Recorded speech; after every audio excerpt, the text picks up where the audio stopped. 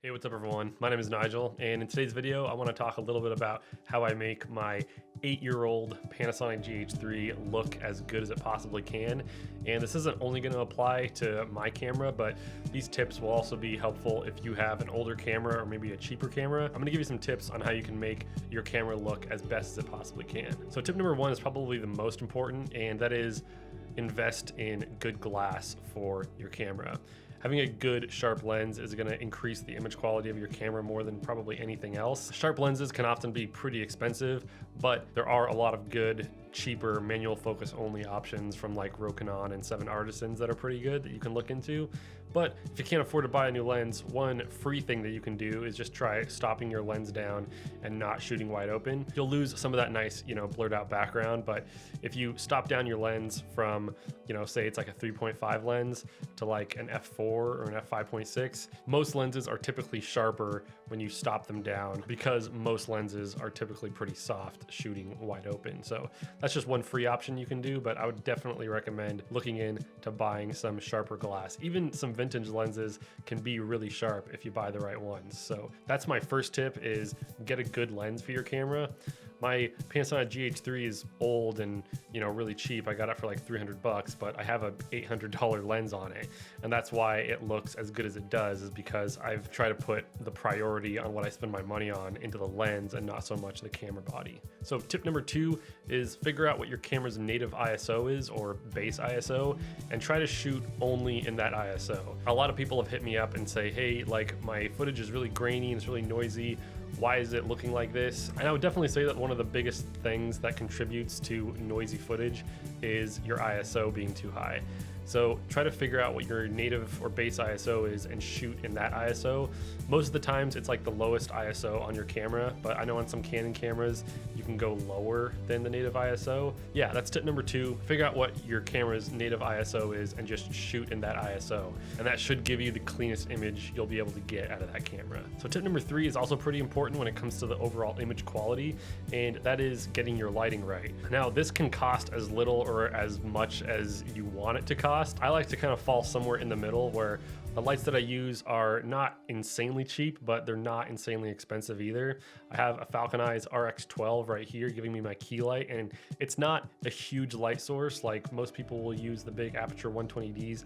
Those are just like way too big for my little studio. And this little RX12 by Falcon Eyes is great for what I need it for. I used to have the RX18. I did a review about that one up there. This one's a little smaller and it performs exactly how I need it to perform. I might end up getting the Falcon Eyes 24-inch one, because that one will just give me a much larger light source. But yeah, this light is like 150 bucks altogether with the softbox and the grid, and it gives me a nice soft light, and the grid helps it from spilling all over the place. And then my little Sokani X21 up there is just giving me my little hair light. So it can be as simple as this, or it can be even simpler, and you can just film in front of a window. A lot of the videos that I filmed last year were just me sitting in front of a window that was right near my desk. And that's a really free and effective way to get some nice soft light on yourself if you're trying to make YouTube videos like this. But window light always looks good, so that's a really cheap way to go. But I would definitely suggest investing in a nice key light, and then a light to give you a hair light, and maybe even a reflector to add some fill. This is going to allow you to just control your light a lot more. With windows, like there can be clouds going in and out, and it'll change the exposure of your shot. So having a good light is really convenient to have, and it gives you just a really consistent shot. I would definitely recommend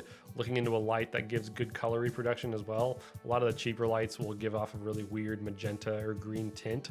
So I really like this one by Falcon Eyes. It's not 100% accurate. I think the CRI is like 95, but it's definitely good enough for the uses that I need it for. So yeah, that's tip number three.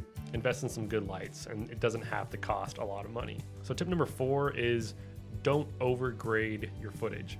Now this is, I think, one that a lot of people kind of do, and it kind of is the main reason why their footage doesn't look that good. Is a lot of older and especially cheaper cameras that don't have great codecs and don't have like a log option to shoot in. When you try to push footage too far, it's not going to turn out the way you think it is, and your footage will fall apart if you try to push the grade too much. More recently, I've actually stopped shooting in a like more flat picture profile, and I've moved to just slightly tweaked portrait and natural profiles.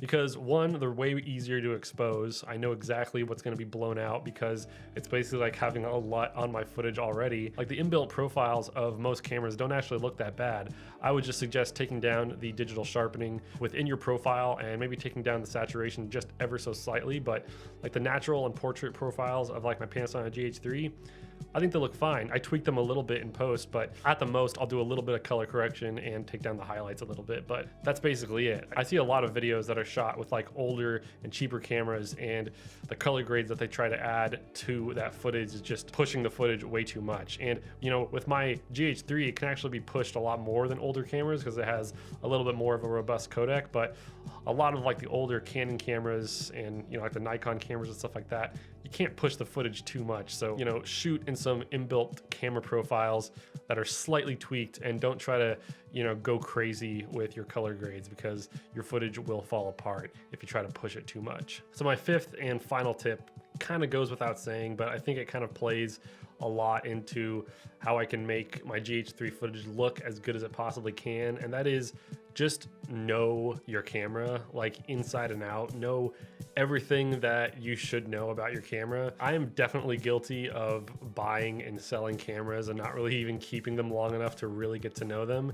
And that's something that I don't think is actually good. I actually think that it's, you know, sometimes better to just hold on to a camera, even if you're really itching to buy a new one. And I've said this before, but like new cameras come out all the time, and the camera isn't gonna make your videos any better. Like sure, it'll make them sharper or whatever, but really the person behind the camera is gonna be the actual thing that makes a video, you know, good or bad. When you know your camera inside and out and you know all the limitations it has, then you'll better know how to get around those limitations. That's one thing that I'm definitely trying to stay true to, is just staying with one camera. Like I've had, let's see, 6 GH3s in my life, and I've sold them and bought new cameras, and then I buy the GH3 again, and I know basically everything there is to know about this camera, I think, and I'm not gonna get a new camera until I find something that I want to do that the GH3 just cannot do. I think typically most people can do everything that they need to do with the camera that they currently have. It's just everybody kind of gets into that mindset of like, I want to buy a new camera just because it's the new thing that comes out. But yeah, that's my mindset, is just, you know your camera inside and out, and you'll know how to create and produce the best looking video with it. So yeah, I hope those tips were helpful, and I hope that encouraged you at least a little bit to just go out and make something with the gear that you currently have. And I would definitely say that there are things that'll make your video look way better other than just getting a new camera body. So yeah, if you enjoyed this video, it'd be really cool if you hit the like button, and be sure to subscribe to my channel if you want to see more content from me. I also have links in the description to my Sell-Fi store if you want to buy some of my $5 LUTs. There's a link to my Patreon if you want to join me there. I got a few cool perks for the tiers. There's also a link to my Teespring account and an affiliate link to Musicbed if you want to start a free trial for some of the best music you can get for your videos. Anyways, thank you so much for watching. You can click over here if you want to see some more of my videos, but until next time, I will see you all later. Bye.